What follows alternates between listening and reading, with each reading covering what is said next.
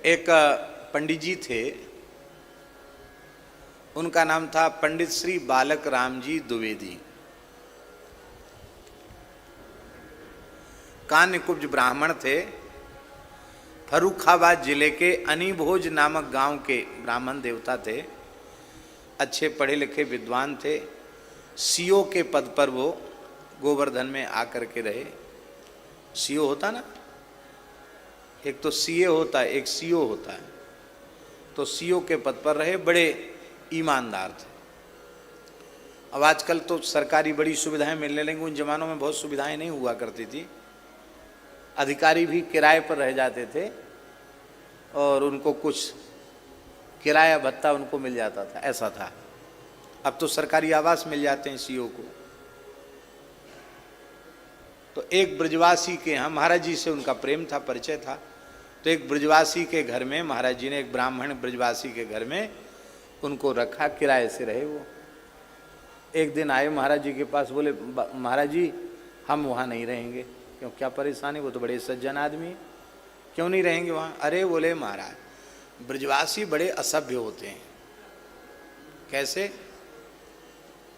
बोले महाराज ऐसा तो कोई दुनिया में ऐसा बोल नहीं सकता जैसा ब्रजवासी अपनी घरवाली थे बोले। कैसे, क्या हो गया?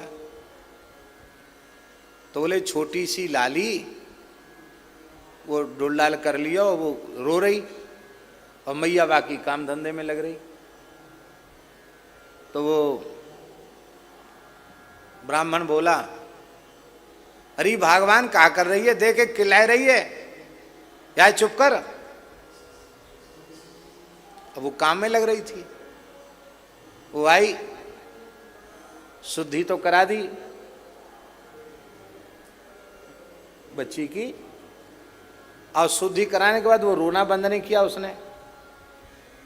तो मैया धीरे से धमक दे के पीठ में बोली अरे मेरी सौत काय को खिला रही है, चुप जा, चुप है जा। मेरी सौत काय को रो रही है, चुप है जा। बोले बताओ, ऐसे ब्रजवासी जिन्हें इतना भी ज्ञान नहीं, अपनी छोरी को सौत कह रही है, बताओ। काहे के ब्राह्मण, काहे के ब्रजवासी, बताओ, इन्हें इतने बोलने का सहूर नहीं।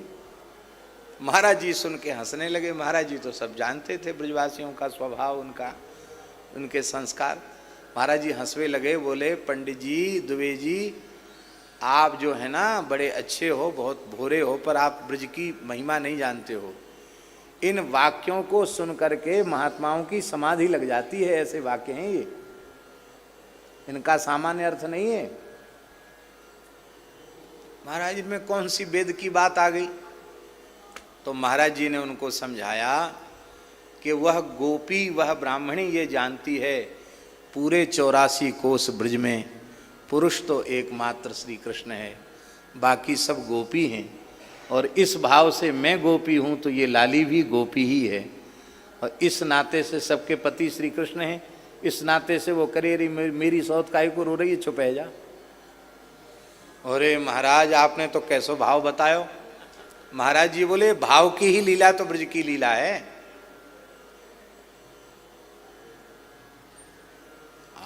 धन्य है। सामान्य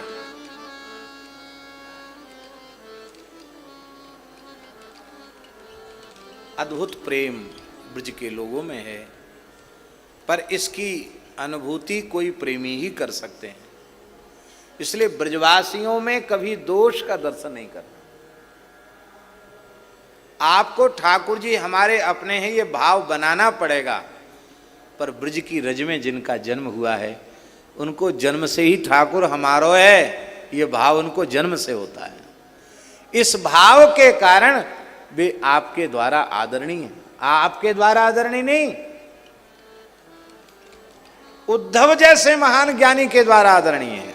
वंदे नंद ब्रज स्त्रीणाम पादरेणुमभीक्ष्णसः यासाम हरि कथोद्गीत पुनाति भुवनत्रयम्। ब्रह्मा जी महाराज वंदन करते हैं। अहो भाग्यम नंद गोप ब्रजौकसाम यन्मित्रम परमानंदम पूर्णम ब्रह्म सनातनम।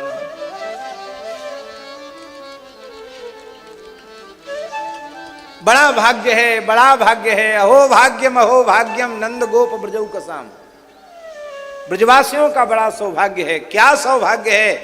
बोले यन्मित्रम परमानंदम पूर्णम ब्रह्म सनातनम। परमानंद परब्रह्म पूर्ण परब्रह्म परमात्मा श्री कृष्ण उनके मित्र हैं, उनके सखा हैं। ये उनका सौभाग्य है।